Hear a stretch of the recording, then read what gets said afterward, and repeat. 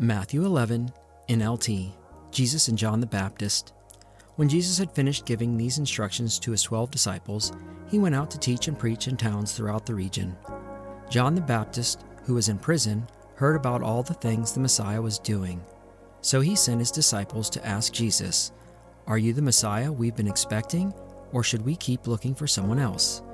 Jesus told them, "Go back to John and tell him what you have heard and seen.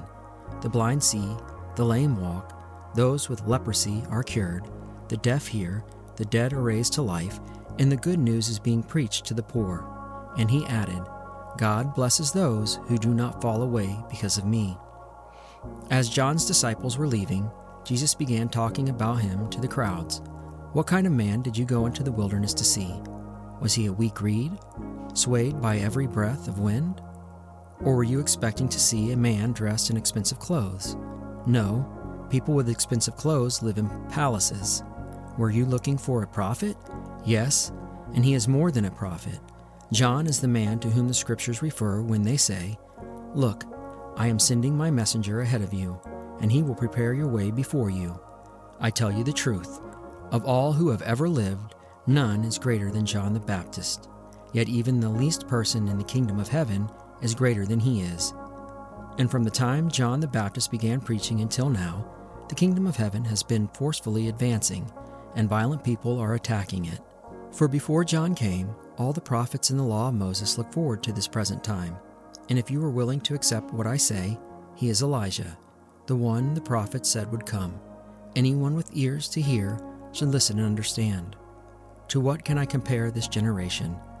It is like children playing a game in the public square. They complain to their friends.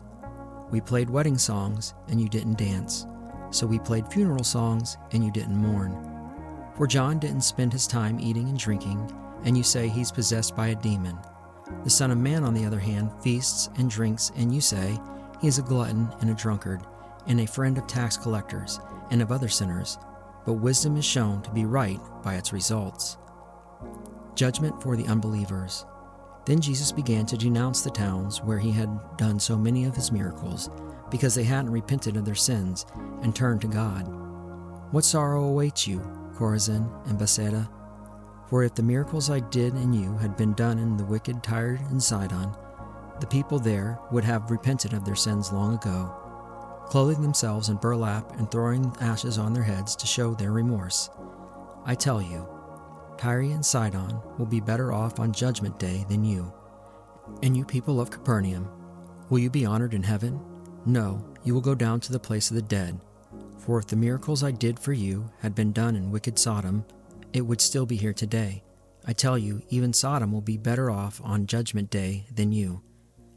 Jesus' prayer of thanksgiving.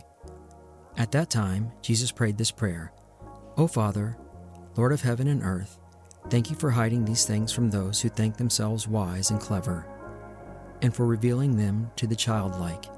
Yes, Father, it pleased you to do it this way. My Father has entrusted everything to me. No one truly knows the Son except the Father, and no one truly knows the Father except the Son, and those to whom the Son chooses to reveal him." Then Jesus said, "Come to me, all of you who are weary and carry heavy burdens, and I will give you rest. Take my yoke upon you, let me teach you, because I am humble and gentle at heart, and you will find rest for your souls. For my yoke is easy to bear, and the burden I give you is light."